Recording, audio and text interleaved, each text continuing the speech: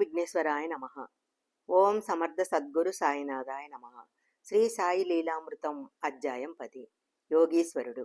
శ్రీరాముడు, శ్రీకృష్ణుడు లాంటి అవతారాలు దుష్ట శిక్షణ చేస్తారు. శ్రీ దత్తాత్రేయుడు, దక్షిణామూర్తి అవతారాలు మానవులకు ఆధ్యాత్మిక విద్యను అందించి ధర్మాన్ని పోషిస్తారు. సద్గురువులందరూ వీరి రూపాలే. వీరు పూర్ణ సిద్ధులుగానే అవతరించడం జరుగుతుంది. అయినా వాళ్ళు కూడా తాము సద్గురువును సేవించి తరించామని చెప్పి సాధకులకు ఆదర్శం అవుతారు. శ్రీ దత్తాత్రేయుడు 24 మంది గురువుల నుంచి జ్ఞానం ఆర్జించానని భాగవతంలో చెప్పటం జరిగింది.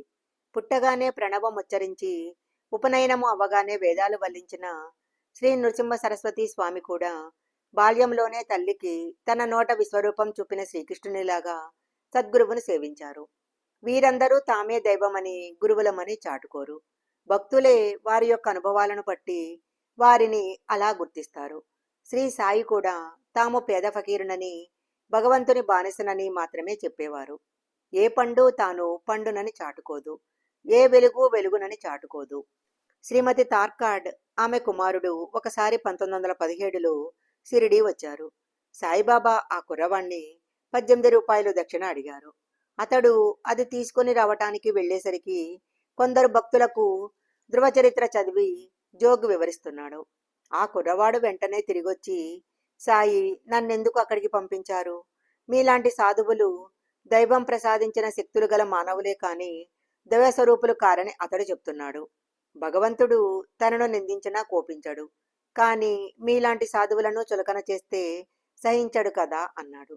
అప్పుడు బాబా నవ్వి, అతడు చెప్పింది నిజమే. నేను ఫకీరునే కాని దైవాన్ని కాదు. దైవము ఎంతో గొప్పవాడు. ఆయనతో ఎవరూ సరిపోలరు అన్నారు.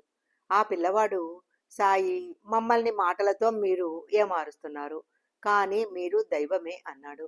బాబా అతని తల నిమురుతూ, నువ్వు నిత్యము సద్గంధ పారాయణ నామజపము చెయ్యి అన్నారు.